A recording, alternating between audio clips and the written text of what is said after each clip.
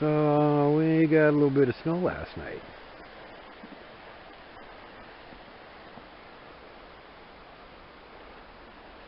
As you can see, huge snow on the trees. Snow, snow, snow. We only got a couple inches in Missoula. And yeah, we got plenty out here. My neighbor's tent not doing the best. I'll walk you guys over here and let you see what the neighboring mountain looks like. And a little frigid trail.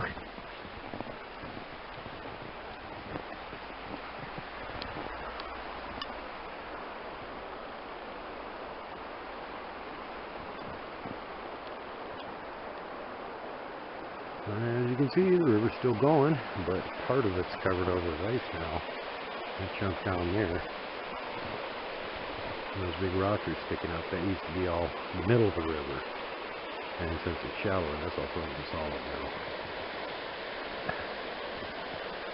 There you go.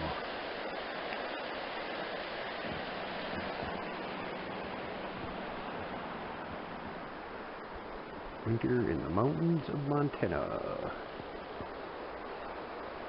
Alright guys, hope you enjoyed that little view. I'll get back to you. So, 10 hours ago, my neighbor Jack woke up. It was midnight. He was hearing some weird noises. Sounded like something was rolling or sliding down the rocky slope of the riverbank. And he figured, aha, it's the river otters. The river otters are out there playing in the river at night.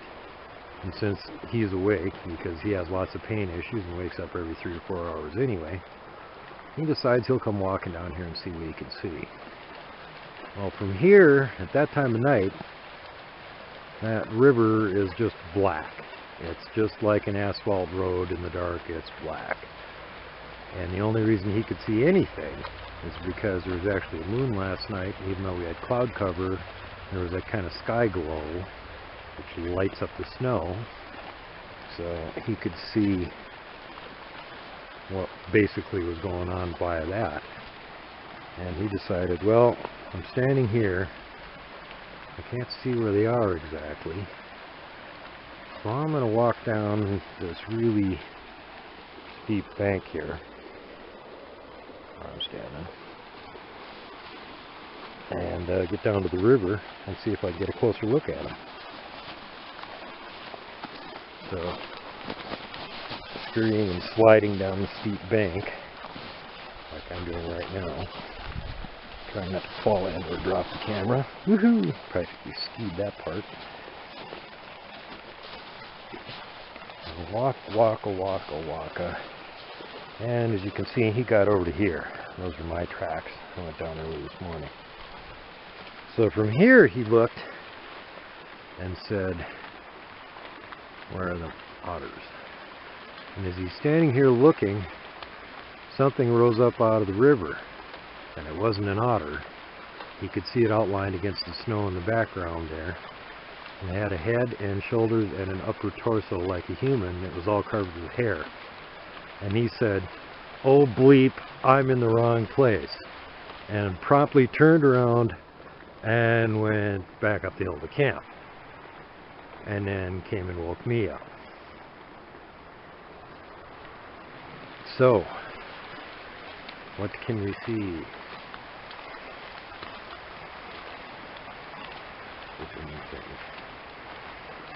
There's a track line coming down that embankment. There's the steep rocky part it was sliding down. I don't know if you guys can make it out from over here, but there's actually a slide with a rock or something dislodged and like flying straight down that way.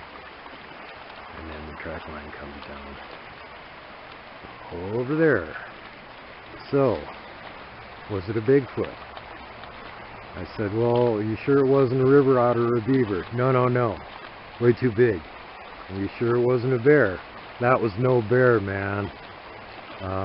So he's pretty sure what he's seen. Was it a Bigfoot? Well, if it was, Class A right here, 10 hours ago, at this very spot. And if you went down the river, right around that little bend there's a big flat spot of rock with a little bit of dirt on it, and that's where I got those two 19-inch tracks back in October. But wait, there's more to the story.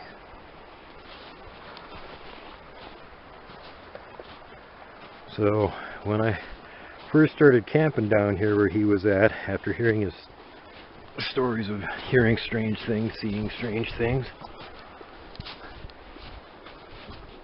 he didn't believe in Bigfoot, but he was willing to humor me. After I showed him those two 19-inch tracks, he started looking like maybe he thought there was a chance there was such a thing. Well, after he saw it last night, he was completely convinced there is such a thing.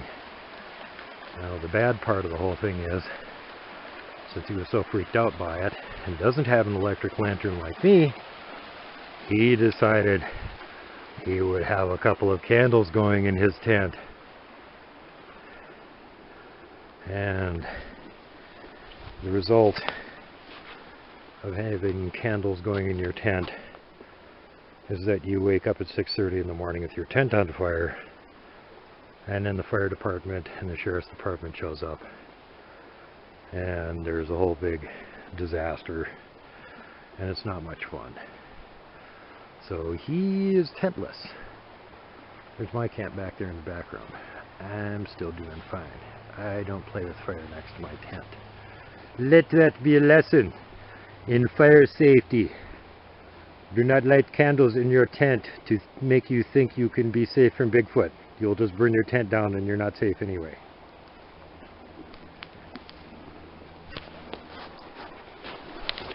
Whoop, sorry guys.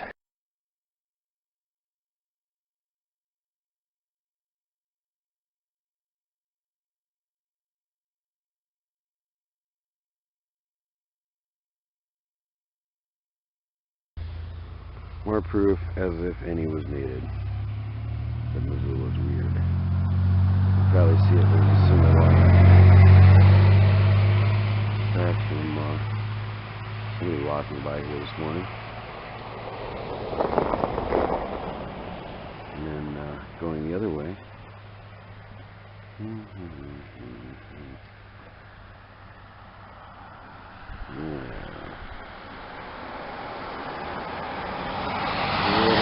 Odd. The usual pedestrians, human going one way, deer going the other way. Yeah, Missoula's weird.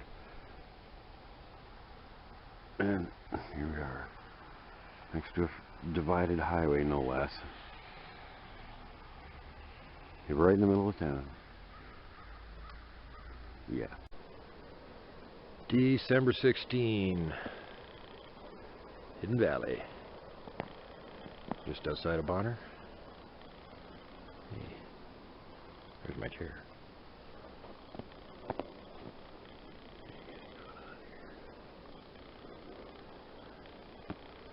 Got a little bit of snow last night. There's my tent.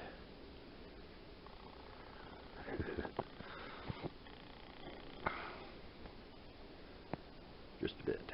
It's still coming down. So there's my cooler. That's what camp looks like currently. See my friend Jack's tent over there. And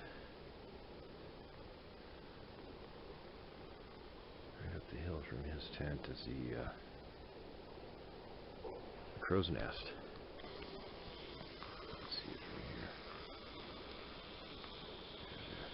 In addition to his tent, there's a little bitty one up there, sort of hidden right now. Anyway, there's camp.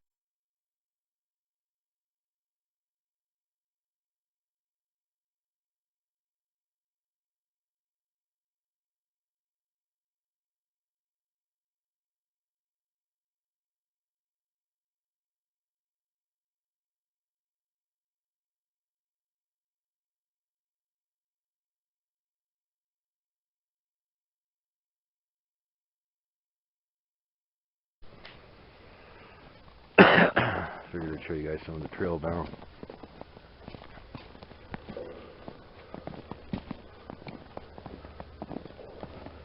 Walking in a Bigfoot wonderland.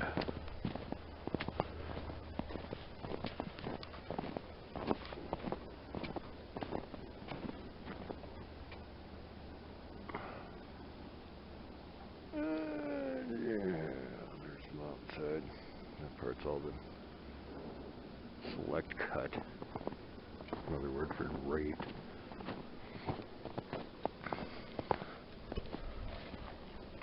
There's some sort of a waterworks or something here at some point. Never bothered to look around too much, but there'd be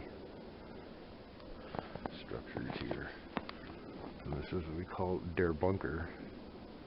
This is what's between us and the rest of the lower mountainside that's forming the little bitty valley that we're in.